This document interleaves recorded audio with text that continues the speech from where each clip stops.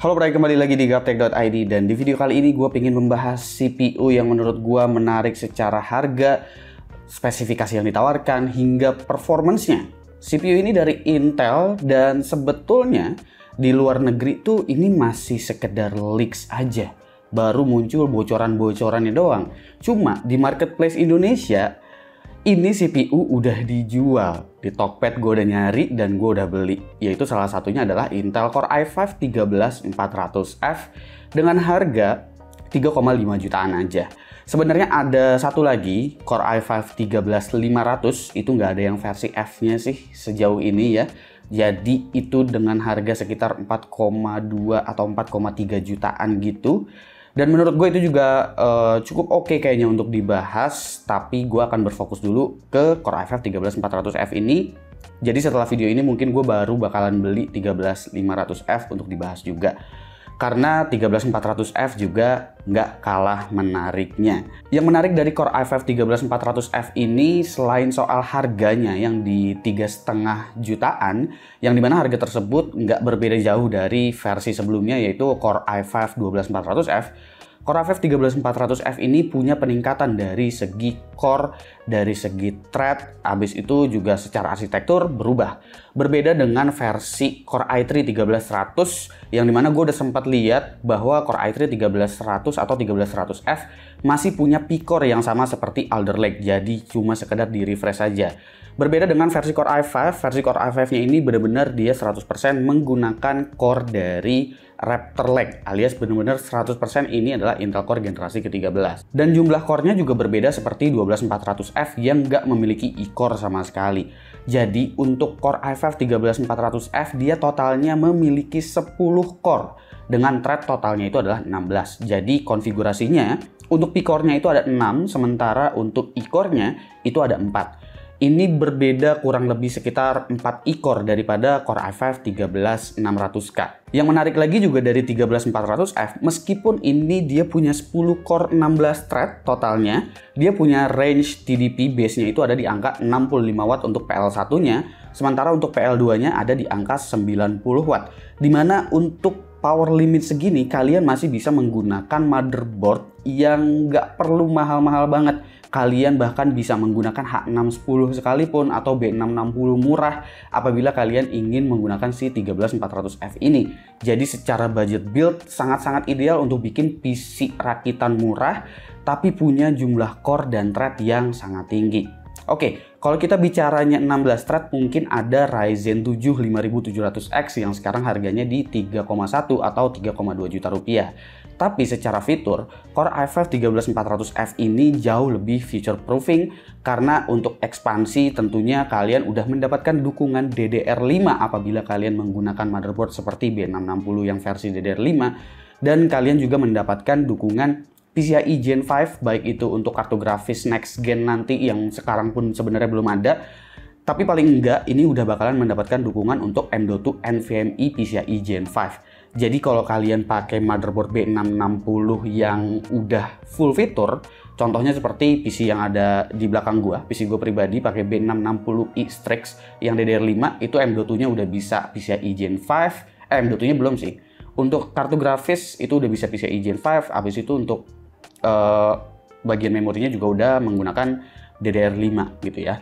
Nah, untuk cache-nya di sini L3 cache-nya 20 MB, di sini selisih 4 MB aja dari Core i5 13600K, dan L2 cache-nya ini cuma setengahnya yaitu ada di 10 MB. Mungkin terpengaruh dari e-core-nya yang memang dipangkas setengah dari Core i5 13600K kayak gitu ya. Dan setelah gua tes Core i5 13400F ini, untuk power limit 1 dan power limit 2-nya apabila kalian menggunakan motherboard high-end dan kalian menggunakan multi-core enhancement atau power limitnya dilepas, itu nggak akan ada pengaruh performa sama sekali di CPU ini. Jadi gue udah kasih tahu duluan di awal-awal sini ya.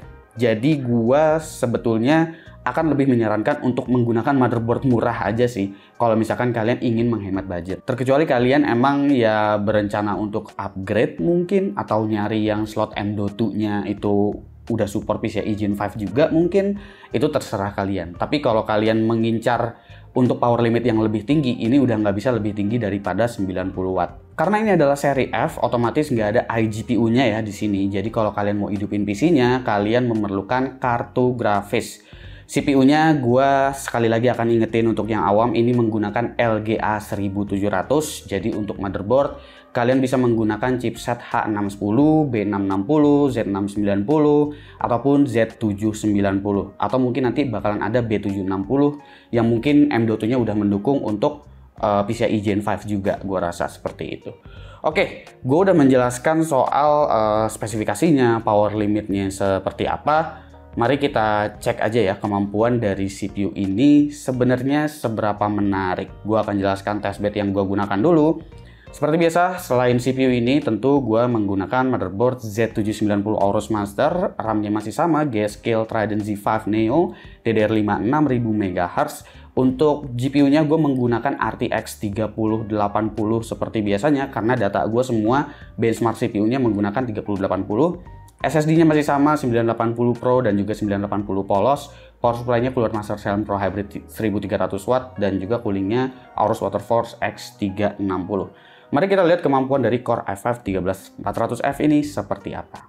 Oke, kita akan mulai dari Cinebench R20 terlebih dahulu. Di sini kalian bisa lihat kalau Core i5 13400F punya performance multicore yang sedikit lebih tinggi daripada Ryzen 7 5800X. Jadi nggak perlu ditanya lagi kalau 5700X gimana, karena 5700X udah pasti lebih rendah. Dia tuh performance multicore-nya kurang lebih mirip-mirip kayak 5800X 3D.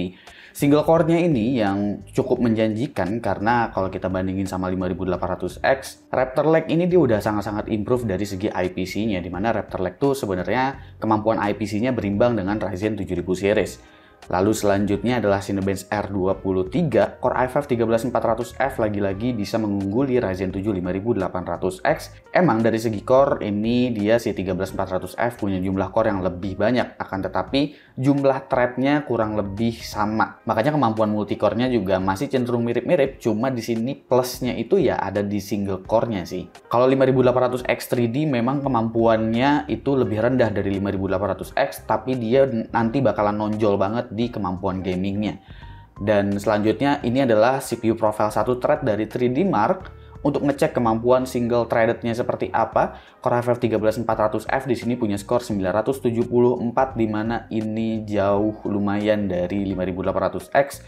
Dan untuk i5 13600K itu dia bisa lebih tinggi satu threadnya karena dia punya boost di 5,1 GHz ya, bukan di 4,6 GHz. Next kita ke 3D rendering lagi, tapi ini yang bisa dibilang lebih real world skenario lah, seperti Blender. Di sini monster scene untuk Blender benchmarknya dan angkanya ini sampel per menit, jadi lebih tinggi, lebih bagus. Di sini 5800X sedikit lebih tinggi dari Core i5 13400F yang sebenarnya jumlah core-nya ada 10. Tapi selisihnya tipis aja, cuma sekitar 2 sampel per menit gitu. Sementara untuk 5800X 3D masih ada di bawahnya dan bedanya dikit-dikit aja.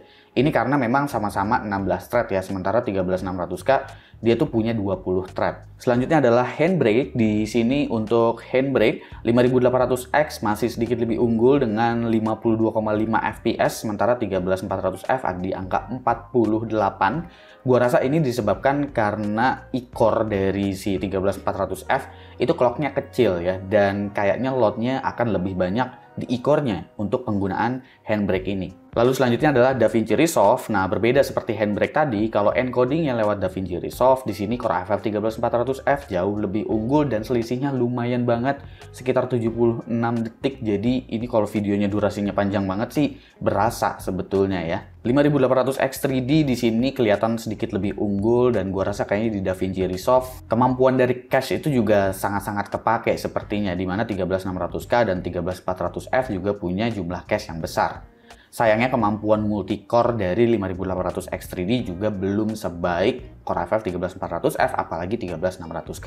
Selanjutnya adalah Adobe Premiere. Di sini Adobe Premiere juga untuk 13400F jauh lebih unggul. Ini dengan native CPU ya, jadi otomatis di sini Intel QuickSync dari Intel UHD itu nggak kepake sama sekali karena emang nggak ada iGPU-nya, dan untuk i5 13600K-nya juga nggak menggunakan iGPU. Selisihnya juga di sini lumayan, jadi kurang lebih mirip-mirip seperti di DaVinci Resolve. Selanjutnya itu adalah game kompetitif, yaitu adalah Valorant.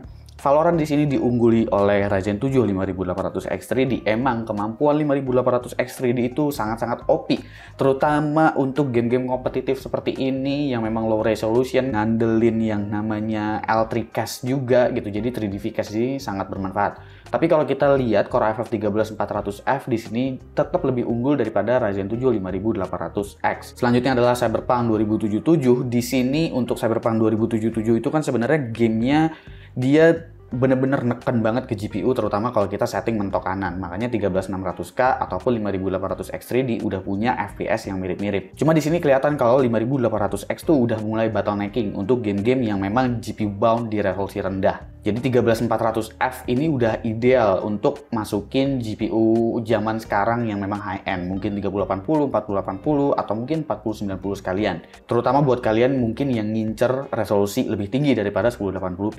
Karena tes gue di sini kenapa 1080p biar kelihatan kemampuan CPU-nya itu kayak gimana. Kalau gue ngetesnya di 1440p atau di 4K, itu tentu nggak akan berasa semua CPU bedanya seperti apa, karena udah bakalan GPU bound banget. Dan selanjutnya ini adalah Shadow of the Tomb Raider. Shadow of the Tomb Raider di sini 13400F juga tetap masih unggul. Selisihnya kurang lebih sekitar 10 atau 15 FPS gitu.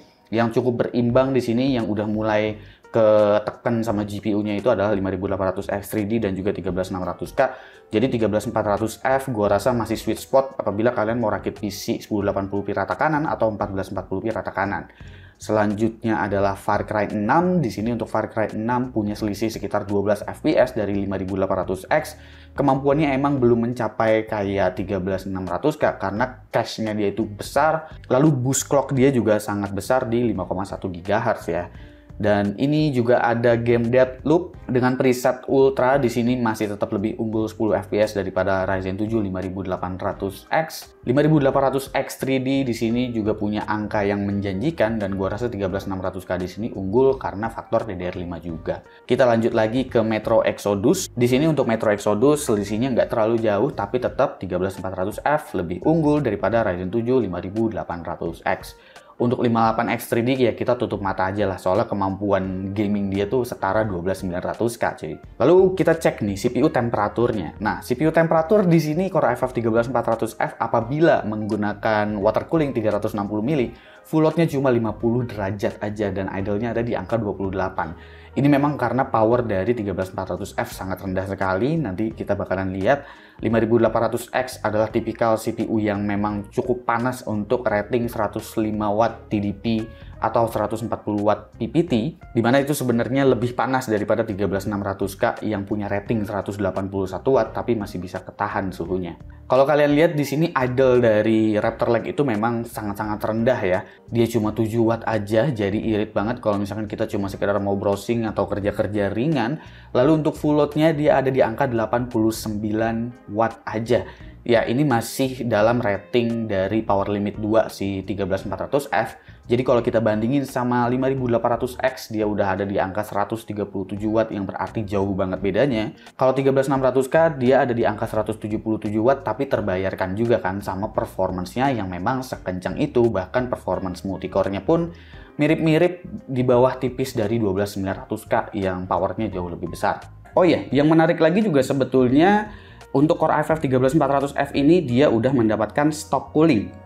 Gue nggak ngetes stock coolingnya kayak gimana sih, tapi untuk TDP 65 sampai dengan 90 watt sebetulnya itu udah cukup-cukup aja karena ya ini CPU bukan tipikal CPU yang panas untuk di level 65 watt ya. Apalagi meskipun jumlah core-nya banyak gitu, ini bukan tipikal CPU yang panas. Bahkan kalian lihat tadi lihat sendiri tadi pas pengujian suhu menggunakan water cooling itu suhunya bisa adem banget. Nah ini dia di bagian bawahnya udah dapet yang bisa dibilang apa ya, ini copper kayaknya bawahnya.